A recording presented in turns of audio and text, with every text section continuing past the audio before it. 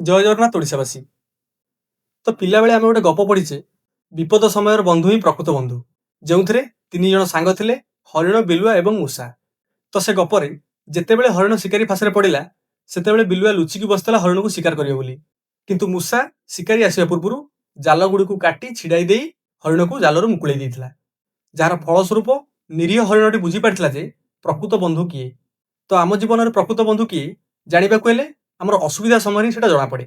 ତ ସେମିତି ଦେଶ ଦେଶମାନଙ୍କର ବନ୍ଧୁତାକୁ ଦେଶର ଯୁଦ୍ଧ ସମୟରେ ହିଁ ଜଣାପଡ଼ିଥାଏ। ତ ସେଥିପାଇଁ ଭାରତୀୟମାନେ 1971 ଏବଂ 1999 ମସିହାର ଯୁଦ୍ଧକୁ ମନେ ପକାଇ ରୁଷିଆ ଏବଂ ଇଜ୍ରାଏଲକୁ ନିଜର ପ୍ରକୃତ ବନ୍ଧୁ ବୋଲି ମନେ କରନ୍ତି। ତ ସେହିପରି ମିଡିଲ ଇଷ୍ଟର ଏକ ଦେଶ ଇରାନ ଆମେରିକା ସହ ଛାଇ ପଡ଼ିଲେ ନାହିଁ ଡେଇଁବା ନୀତିରେ ଚାଲୁଛି। ତ ଇରାନର ଇତିହାସରେ ଏପରି କ'ଣ ହୋଇଗଲା, ଯେଉଁଠି ଅତି ଘନିଷ୍ଠ ମିତ୍ର ଥିବା ଆମେରିକା ଆଜି ତାର ଅତି ଘନିଷ୍ଠ ଶତ୍ରୁ ପାଲଟିଛି, ଯାହାର ଫଳସ୍ୱରୂପ ଆଜିର ଇରାନ ଆମେରିକା ଯୁଦ୍ଧରେ ହଜାର ହଜାର ଲୋକ ମରୁଛନ୍ତି। ତ କିପରି ଏକ ପାଶ୍ଚାତ୍ୟ ସଭ୍ୟତାକୁ ଫଲୋ କରୁଥିବା ଇରାନ ଆଜି ଏକ କମ୍ପ୍ଲିଟଲି ଇସଲାମିକ ରିଜିମ୍ ପାଲଟିଛି, ତାହା ଆଜି ଆମେ ଇରାନ ରେଭଲ୍ୟୁସନ ବା ଇରାନ କ୍ରାନ୍ତିରେ ଜାଣିବା। ତ ଇରାନ କ୍ରାନ୍ତିକୁ ବୁଝିବାକୁ ହେଲେ ଆମକୁ ଦିଟା ଫ୍ୟାକ୍ଟ ବିଷୟରେ ଭଲସେ ଜାଣିବା ନିହାତି ଆବଶ୍ୟକ। ଗୋଟେ ଧର୍ମ ଆଉ ଗୋଟେ ଭୌଗୋଳିକ ସ୍ଥିତି। ତ ଇସଲାମ ଧର୍ମରେ ପ୍ରଫେଟ ମହମ୍ମଦଙ୍କ ପରେ କିଏ ଇସଲାମ ଧର୍ମକୁ ଆଗକୁ ନେବ, ତା ନେଇ ପରସ୍ପର ମଧ୍ୟରେ ଯୁଦ୍ଧ ଆରମ୍ଭ ହୋଇଗଲା। ଏବଂ ସେ ଯୁଦ୍ଧଟି ମୁସଲମାନମାନଙ୍କୁ ଦୁଇ ଗୋଷ୍ଠୀରେ ବିଭକ୍ତ କରିଦେଲା, ଯେଉଁଠି ଅବୁ ବକରଙ୍କୁ ସମର୍ଥନ କରୁଥିବା ଲୋକଙ୍କୁ ସୁନ୍ନି ମୁସଲମାନ କୁହାଗଲା ଏବଂ ହଜରତ ଅଲିଙ୍କୁ ସମର୍ଥନ କରୁଥିବା ଲୋକଙ୍କୁ ସିଆ ମୁସଲମାନ କୁହାଗଲା। ଏବଂ ଯଦି ଏହାକୁ ଆମେ ଆଜିର ଦୁନିଆରେ ଦେଖିବା, ତାହେଲେ ପୃଥିବୀରେ ସମୁଦାୟ 90% ସୁନ୍ନି ମୁସଲମାନ ଥିଲାବେଳେ 10% ସିଆ ମୁସଲମାନ ଅଛନ୍ତି। ତ ଅଲଗା ହେବା ପରେ ଧାର୍ମିକ ରୀତିନୀତିରେ ବିଭିନ୍ନତା ଯୋଗୁଁ ମୁସଲମାନମାନଙ୍କ ମଧ୍ୟରେ ପରସ୍ପର ଯୁଦ୍ଧ ଲାଗି ରହିଲା, ଯାହାର ଫଳସ୍ୱରୂପ ସିଆମାନେ ସେ ସମୟରେ ପର୍ସିଆରେ ଆସି ରହିବାକୁ ଲାଗିଲେ। ସେ ପର୍ସିଆର ବର୍ତ୍ତମାନର ନାମ ଇରାନ। ଏବଂ ଆଜି ଯଦି ଆମେ ଦେଖିବା, ଇରାନରେ 95% ସିଆ ମୁସଲମାନ ବାସ କରନ୍ତି।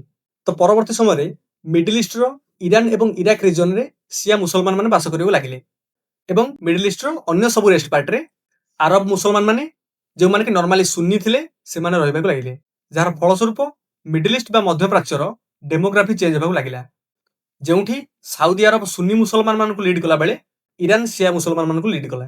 ତ ଯଦି ଆମେ ସିଆ ମୁସଲମାନ ମାନଙ୍କୁ ଦେଖିବା, ତାଙ୍କ ଭିତରେ ଯେଉଁମାନେ ଧର୍ମଗୁରୁ ସବୁ ରହିଲେ ତାଙ୍କୁ ଉଲେମା ବୋଲି କୁହାଗଲା ଏବଂ ଉଲେମା ମାନଙ୍କ ଭିତରେ ଯିଏ ହେଡ୍ ରହିଲା ତାଙ୍କୁ ଆୟତୁଲ୍ଲା ଉପାଧି ଦିଆଗଲା।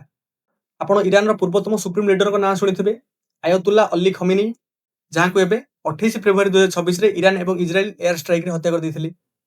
ତ ସେବେ ଇରାନରେ ରାଜା ଶାସନ ଚାଲୁଥିଲେ ମଧ୍ୟ ଆୟତୁଲ୍ଲା ମାନଙ୍କ ନିଷ୍ପତ୍ତି ଗ୍ରହଣ କରାଯାଉଥିଲା ଏବଂ ସମାଜରେ ଲୋକମାନଙ୍କର ଆୟତୁଲ୍ଲା ଏବଂ ଉଲେମା ମାନଙ୍କ ପ୍ରତି ଗୋଟେ ସମ୍ମାନ ଭାବ ଥିଲା। ନେକ୍ସଟରେ ଯଦି ଆମେ ଭୌଗୋଳିକ ସ୍ଥିତି ଦେଖିବା, ବର୍ତ୍ତମାନ ଇରାନର ଦକ୍ଷିଣରେ ଆରବ ସାଗର ଏବଂ ପଶ୍ଚିମରେ ସୁନ୍ନି ଡୋମିନେଟେଡ ଆରବ ରିଜନ, ତା ସହ ଦକ୍ଷିଣରେ ଗୋଟେ ଷ୍ଟ୍ରେଟ୍ ରହିଛି, ଷ୍ଟ୍ରେଟ୍ ଅଫ୍ ହରମୁଜ, ଯୋଉଠିକି ବିଶ୍ୱର 20% ଅଏଲ ସପ୍ଲାଏ କରାଯାଉଛି। ପୁଣି ଦକ୍ଷିଣ ପୂର୍ବରେ ଇଣ୍ଡିଆନ ସବକଣ୍ଟିନେଣ୍ଟ, ପୂର୍ବରେ ଆଫଗାନିସ୍ତାନ। ତ ଏଇଭଳି କିଛି ଇମ୍ପୋର୍ଟାଣ୍ଟ ଜିଓଗ୍ରାଫିକାଲ ଲୋକେସନ ଇରାନକୁ କମ୍ପ୍ଲିଟଲି ବିଶ୍ୱରେ ଗୋଟେ ଷ୍ଟ୍ରଙ୍ଗ ଦେଶ ଭାବରେ ରିପ୍ରେଜେଣ୍ଟ କରାଉଛି। ତ 1800 ମସିହା ଆସିଲା ବେଳକୁ ଇରାନରେ ସେ ସମୟରେ କଜର ସାମ୍ରାଜ୍ୟ ଶାସନ କରୁଥିଲା ଏବଂ ଫାତ ଅଲି କଜର ସେ ସାମ୍ରାଜ୍ୟର ରାଜା ଥିଲେ। ସେ ସମୟରେ ରୁଷ ସାମ୍ରାଜ୍ୟ ଇରାନର ଉତ୍ତର ବର୍ଡରକୁ ଲାଗୁଥିଲା ଏବଂ ଇରାନର ଦକ୍ଷିଣରେ ବ୍ରିଟିଶ ସାମ୍ରାଜ୍ୟ ଥିଲା, ଯାହାକି ଆମ ଭାରତକୁ ଶାସନ କରୁଥିଲା। ତ ଇରାନ ସେ ସମୟରେ ଦୁଇ ମହାଶକ୍ତି ମଧ୍ୟରେ ଥିଲେ ମଧ୍ୟ ଇଣ୍ଡିପେଣ୍ଡେଣ୍ଟଲି ନିଜ ଦେଶ ସମ୍ଭାଳୁଥିଲା। କିନ୍ତୁ ରୁଷିଆର ଅନ୍ତଃଯୁଦ୍ଧ ବା ଇଣ୍ଟରନାଲ କନଫ୍ଲିକ୍ଟର ଫାଇଦା ଉଠାଇବାକୁ ଯାଇ ଇରାନ 1826 ମସିହାରେ ରୁଷିଆ ଉପରେ ଆକ୍ରମଣ କରିଦେଇଥିଲା, ଯାହାର ଫଳସ୍ୱରୂପ ଇରାନର ଗୋଟେ ବୃହତ ପରାଜୟ ଘଟିଲା। ତେଣୁ ରୁଷିଆ ଏବଂ ବ୍ରିଟେନ ମିଶି ଇରାନର କିଛି କିଛି ଅଞ୍ଚଳରେ କଣ୍ଟ୍ରୋଲ କରିବାକୁ ଲାଗିଲେ ଏବଂ ଏକ ଟ୍ରିଟି ମଧ୍ୟ ସାଇନ୍ କରାଗଲା, ଯେଉଁଠିକି ଫରେନ୍ ବେପାରୀମାନେ ଇରାନରେ ଆସିକି ଦ୍ରବ୍ୟ କିଣାବିକା କରିପାରିବେ। ଏହାର ଫଳସ୍ୱରୂପ ଇରାନରେ ବେପାରୀମାନଙ୍କର କ୍ଷତି ହେଲା। ତେଣୁ ଇରାନର ଲୋକମାନେ ରାଜା ବିରୋଧୀ ହୋଇଗଲେ ଏବଂ ଏହାର ସମାଧାନ ପାଇଁ ଉଲେମାମାନଙ୍କୁ ପଚାରିବାକୁ ଲାଗିଲେ। ପରେ ମୁଜାଫର ଶାହ କଜର କଜର ସାମ୍ରାଜ୍ୟର ରାଜା ହେଲେ ଏବଂ ତାଙ୍କ ସମୟରେ ବ୍ରିଟିଶରମାନଙ୍କ କଣ୍ଟ୍ରୋଲରେ ଥିବା ଇରାନରେ ଅଏଲର ଆବିଷ୍କାର ହୋଇଥିଲା। ତ 1908 ଆସିଲା ବେଳକୁ ବ୍ରିଟିଶର୍ସ ମାନେ ରାଜାଙ୍କ ସହିତ ଟ୍ରିଟି ସାଇନ୍ କରି ଅଏଲ ଏକ୍ସଟ୍ରାକ୍ସନ କରିବା ଆରମ୍ଭ କରିଦେଲେ, ଯାହାର ଫଳସ୍ୱରୂପ ଯେତିକି ଲାଭ ବାହାରିଲା ତାର 20% ବ୍ରିଟେନକୁ ଗଲା। ଏହା ଦେଖି ସାଧାରଣ ଜନତାଙ୍କ ମନରେ ଧୀରେ ଧୀରେ ବିଦ୍ରୋହର ଭାବ ସୃଷ୍ଟି ହେଲା ଏବଂ ସେମାନେ ସମାଧାନ ପାଇଁ ଉଲେମା ମାନଙ୍କ ପାଖକୁ ଗଲେ, ଯାହାର ଫଳସ୍ୱରୂପ ରାଜା ଉଲେମା ମାନଙ୍କୁ ମାରିବା ଆରମ୍ଭ କରିଦେଲେ। ମହମ୍ମଦ ଅଲି ଶାହ କଜରଙ୍କ ସମୟରେ ଉଲେମା ମାନଙ୍କ ଉପରେ ଅତ୍ୟାଚାର ବହୁତ ବଢିଗଲା। ତେଣୁ ଉଲେମା ଏବଂ ଇରାନର ସମ୍ପୂର୍ଣ୍ଣ ଜନତା ମାନେ ମିଶି ଏକ ବଡ଼ ଧରଣର ବିଦ୍ରୋହ କରି କଜର ସାମ୍ରାଜ୍ୟର ପତନ କରାଇଦେଲେ ଏବଂ ଏହି ପତନ ସମୟରେ ମିଲିଟାରୀ ଲିଡର ରେଜା ଶାହ ପହଲାଭି ସାଧାରଣ ଜନତାଙ୍କ ସମର୍ଥନରେ ରହି କଜର ସାମ୍ରାଜ୍ୟ ବିରୁଦ୍ଧରେ ଲଢିଥିଲେ। ତେଣୁ କଜର ସାମ୍ରାଜ୍ୟ ପରେ ପହଲଭି ସାମ୍ରାଜ୍ୟ ଆସିଗଲା, ଯେଉଁଠି ରେଜା ଶାହା ପହଲାଭି ପ୍ରଥମ ରାଜା ହେଲେ ଏବଂ ତାଙ୍କ ସମୟରେ ରାଜତନ୍ତ୍ର ଠିକଠାକ ରହିଲା। ଯେମିତିକି ଉଲେମାମାନଙ୍କୁ ତାଙ୍କ ପାୱାର ମିଳିଲା, ଲୋକମାନଙ୍କୁ ମଧ୍ୟ ସିଭିଲ ରାଇଟ୍ ମିଳିଲା ଏବଂ ବ୍ରିଟିଶର୍ସମାନଙ୍କୁ ତାଙ୍କ ଦେଶରୁ ମଧ୍ୟ ତଡ଼ି ଦିଆଗଲା। କିନ୍ତୁ ତାଙ୍କ ପୁଅ ମହମ୍ମଦ ରେଜା ପହଲାଭି ଶାସନଗାଦି ଧରିବା ପରଠୁ ସବୁ ଜିନିଷ କମ୍ପ୍ଲିଟଲି ଚେଞ୍ଜ ହେଇଗଲା। ଯେହେତୁ ବ୍ରିଟିଶର୍ସମାନଙ୍କର ସମ୍ପୂର୍ଣ୍ଣ କଣ୍ଟ୍ରୋଲ ଇରାନରୁ ହଟି ଯାଇଥିଲା, ତେଣୁ ସେ ମହମ୍ମଦ ରେଜା ପହଲାଭିଙ୍କୁ ପଇସାର ପ୍ରଲୋଭନ ଦେଖାଇ ନିଜ ପଟକୁ ଆଣି ଦେଇଥିଲେ। ସେବେଠୁ ଇରାନରେ ମଡର୍ଣ୍ଣାଇଜେସନ ଷ୍ଟାର୍ଟ ହେଲା, ଯେମିତିକି ମହିଳାମାନଙ୍କୁ ସ୍କୁଲ, କଲେଜ ଏବଂ ଜବ୍ କରିବା ପାଇଁ ପ୍ରୋତ୍ସାହନ ଦିଆଗଲା, ବୁର୍କାକୁ କମ୍ପ୍ଲିଟଲି ବ୍ୟାନ୍ କରିଦିଆଗଲା ଏବଂ ଷ୍ଟ୍ରିଟ୍ ମାନଙ୍କରେ କ୍ୟାଫେ, ସିନେମା ଏସବୁ ଓପନ କରାଗଲା ଏବଂ କମ୍ପ୍ଲିଟଲି ଇରାନକୁ ଏକ ୱେଷ୍ଟର୍ଣ୍ଣାଇଜେସନ କରାଗଲା। ଏବଂ ଯେଉଁ ଉଲେମା ମାନେ ଏହା ବିରୁଦ୍ଧରେ ଆନ୍ଦୋଳନ କଲେ ସେମାନଙ୍କୁ ହୁଏତ ପଇସା ଦେଇକି ତାଙ୍କ ପଟକୁ ଆଣି ଦିଆଗଲା, ନଚେତ୍ ତାଙ୍କୁ ହତ୍ୟା କରିଦିଆଗଲା। ଯେହେତୁ ଏତେ ସବୁ ମଡର୍ଣ୍ଣ ଆକ୍ଟିଭିଟି କରାଯାଉଛି, ତ ସେଥିପାଇଁ ଟ୍ୟାକ୍ସ ମଧ୍ୟ ବଢେଇ ଦିଆଗଲା, ଯାହାର ଫଳସ୍ୱରୂପ ଗରିବ ଶ୍ରେଣୀର ଲୋକମାନେ ରାଜା ବିରୋଧୀ ହେଇଗଲେ। ଏପଟେ ସେ ସମୟରେ ୟୁରୋପରେ ଦ୍ୱିତୀୟ ବିଶ୍ୱଯୁଦ୍ଧ ଆରମ୍ଭ ହୋଇଗଲା, ଯେଉଁଠି ରୁଷିଆ, ବ୍ରିଟେନ ଏବଂ ଆମେରିକା ଏକା ସାଙ୍ଗରେ ଜର୍ମାନୀ ବିରୁଦ୍ଧରେ ଲଢୁଥିଲେ। କିନ୍ତୁ ସେ ସମୟରେ ଇରାନ ସିକ୍ରେଟଲି ଜର୍ମାନୀ ସହିତ ଅଏଲ ଏକ୍ସଟ୍ରାକ୍ସନର ଡିଲ୍ କରିଦେଇଥିଲା। ତେଣୁ ରୁଷିଆ ଏବଂ ବ୍ରିଟେନ ମିଶି ଇରାନ ଉପରେ ଆକ୍ରମଣ କରିଦେଲେ, ଯାହାଫଳରେ ଆମେରିକାକୁ ଇରାନ ୱାରରେ ଏଣ୍ଟ୍ରି କରିବାର ସୁଯୋଗ ମିଳିଗଲା। ଏପଟେ ରୁଷିଆ ଏବଂ ବ୍ରିଟେନକୁ ମିଲିଟାରୀ ସପୋର୍ଟ ଯୋଗାଇବା ଏବଂ ସେପଟେ ଇରାନକୁ ଫୁଡ ଆସିଷ୍ଟାଣ୍ଟ ଯୋଗାଇବା ସବୁ ଆରମ୍ଭ କରିଦେଲା।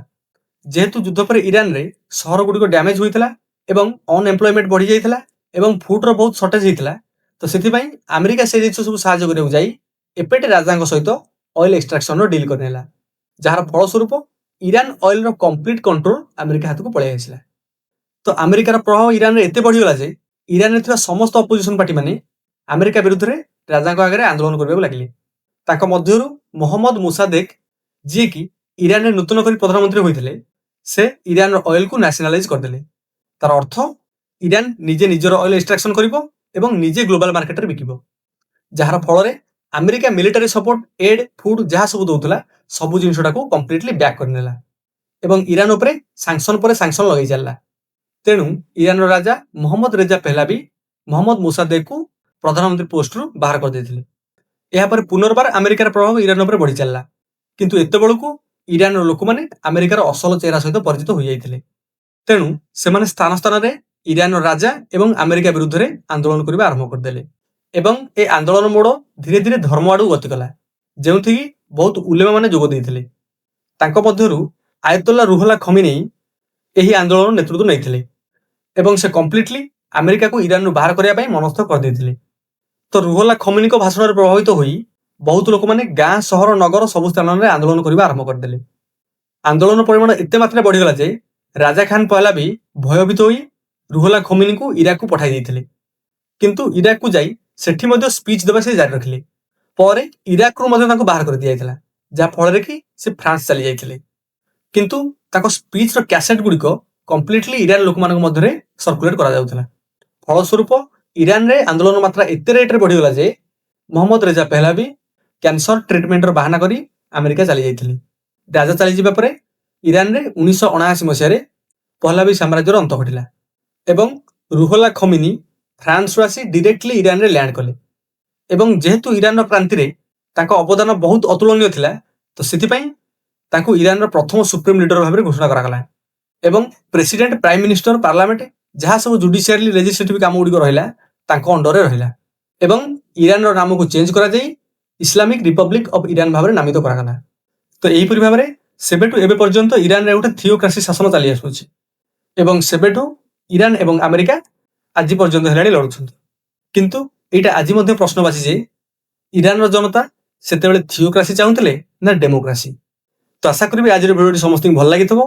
ତ ଭିଡ଼ିଓଟି ବ୍ୟାକ୍ କରିବା ପୂର୍ବରୁ ଲାଇକ୍ ଏବଂ ସବସ୍କ୍ରାଇବ କରିବାକୁ ଜମାରୁ ଭୁଲିବେନି। ତ ଦେଖା ହବ ନେକ୍ସଟ ଭିଡ଼ିଓରେ ଅନ୍ୟ କିଛି ଇଣ୍ଟରେଷ୍ଟିଂ ଟପିକ ସହିତ। ନମସ୍କାର।